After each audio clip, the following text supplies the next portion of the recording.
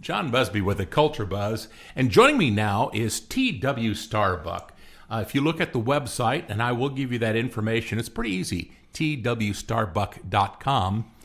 You will find out, if you look under the author's biography, that Thomas W. Starbuck is an eternal optimist. He finds joy in everything around him, from quality time with the active family to quiet meditation and contemplation about the world around him.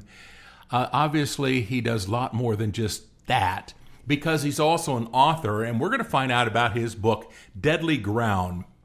A fantastic book. Been getting some really fun buzz. Well, gosh, with a name like T.W. Starbuck, Tom, that's just like you are made to write. So either that, or you can be an action adventure hero, or most anything that your very fertile creative mind comes up with, I'm sure. I tell you what, I just stepped on the elevator and said, oh my gosh, you are the Tom Starbuck I just heard from on the Culture Buzz. I haven't a chance to pick up your book or anything like that. Give me a quick few sentences of what this book is about. Yeah, thanks, John, for having me. The book itself came as a kernel of inspiration while returning from a personal retreat after my mother had passed away.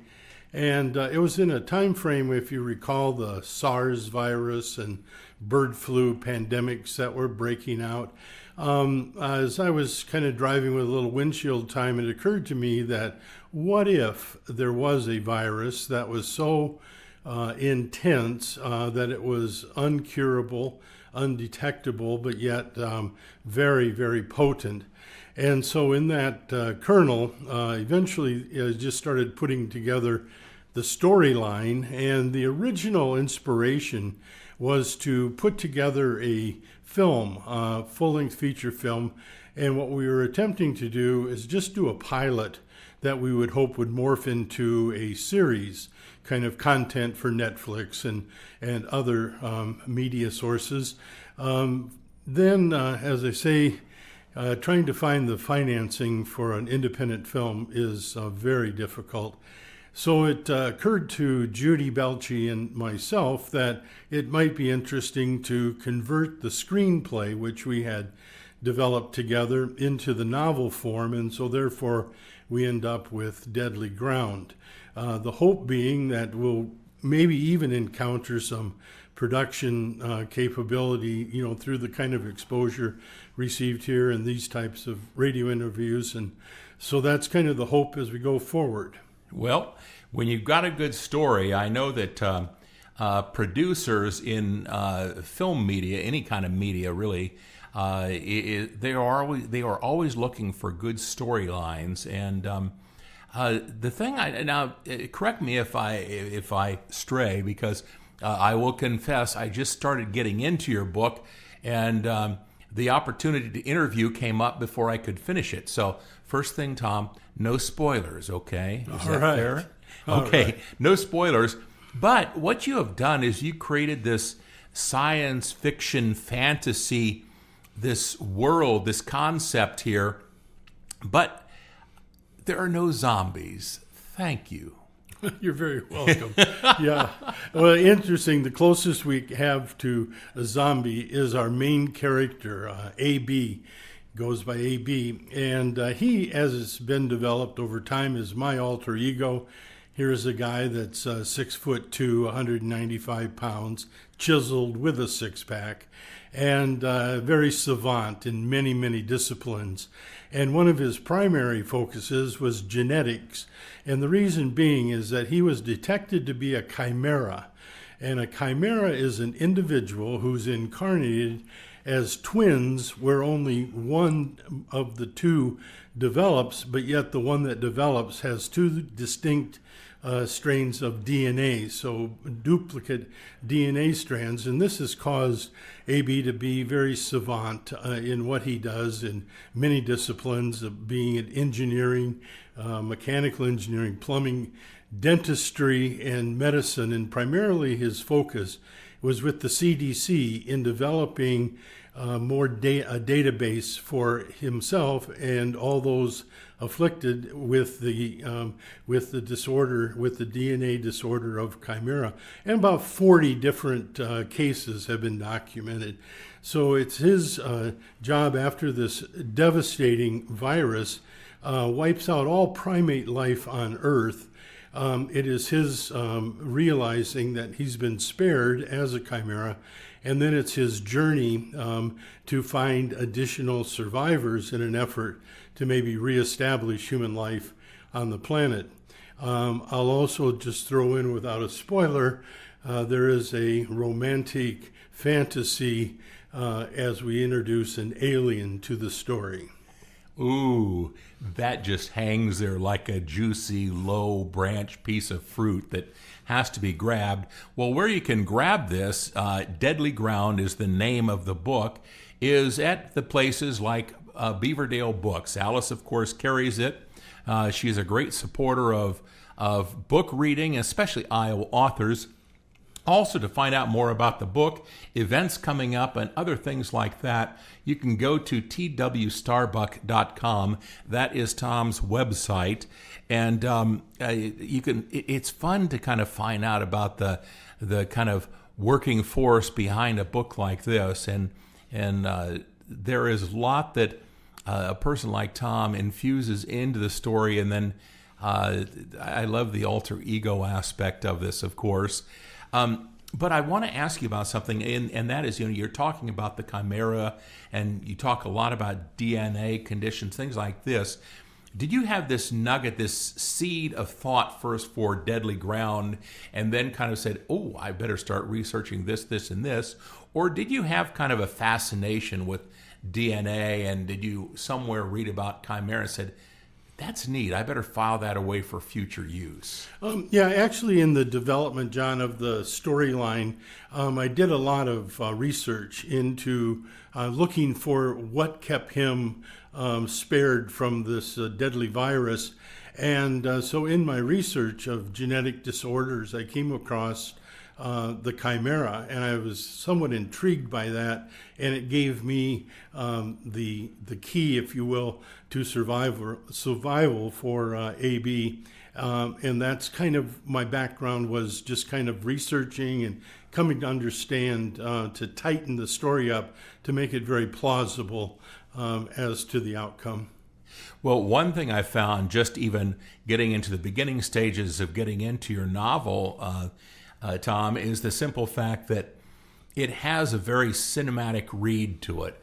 I know that you mentioned that kind of a long game vision is that you would love to see it picked up and developed into a screenplay or a series or something like that. But you're definitely stepping in the right direction, because as I say, I love reading those novels where I wish they were in Braille, and I wish I could read Braille, because I'd like to close my eyes and visualize what is developing as the story unfolds. I can't do that, so I have to read, then I'll stop, close my eyes, and visualize what I see. But it has that cinematic feel, and whether by design, by chance, by just kind of the great direction of your story, that's what you've got.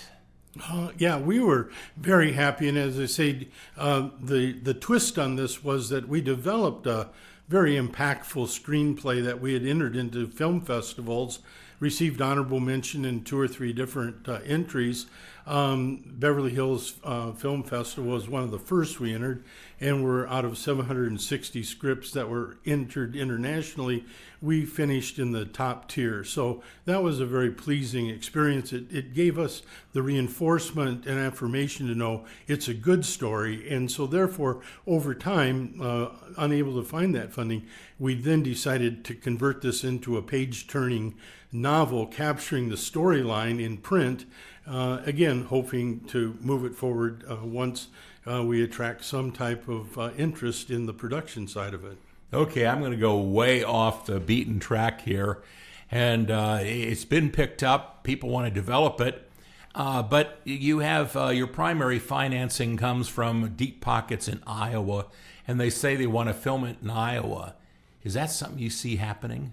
You know, it's interesting. I'm wide open to the potential for any production. There's a couple of scenes that I would really appreciate if it does come to fruition into production, that they would be shot here in the Des Moines area to kind of give that sense of boost, to we who live and have lived here for some time, So that's my hope. But as far as any particular location, I yield to the powers to be that would direct the production. If they buy the script, you will let them have a little free reign. Is that what you're telling me, Tom? I think that would be a fair statement, John. You are a wise man. You truly are. Well, I love the creative process. You have a background that's kind of grounded in the kind of fiscal work world, which is kind of sometimes different. We don't want to get creative with numbers. I'll put it that way. But you have this muse has been waiting to break loose in you, obviously. Is the muse starting to beat its little fists against the inside of your body some more for, say, okay, you got Deadly Ground. What about this? What about this? What about this? Well, actually, my focus has now, since we've completed Deadly Ground, got it published into the marketplace. Judy and I have begun working on a sequel to maybe capture that the conclusion of this initial novel and kind of step it forward. Many of the reviews that we've received online are saying, "Oh, I need more. I need more. We're looking for a sequel." So that process has already begun as we start moving forward here. Yeah, that was easy to be prescient on that one. My guest is Thomas W. Starbuck. He is the author and actually a co-creator, artwork and written by Judy Belshie Tornblum. Yes, right. Okay. I want to make sure I get that right. I should have said, Tom, why don't you tell your co-creator's name? But no, I just plunge in and let what happens, and then I'll make corrections. Go to twstarbuck.com, find out more about Tom and Judy, and find out more about this project, events coming up. You can shop there. There's even a free excerpt on that website. I encourage you to go there. Stop by, of course, Beaverdale Books, and just pick up your copy of Deadly Ground. Support independent booksellers such as Alice up there. But by all means, just keep watching for what kind of creative mischief Thomas W. Starbuck will be getting into in the future, not just with Deadly Ground, but other things as they come along. And we will keep you properly informed here in the Culture Buzz.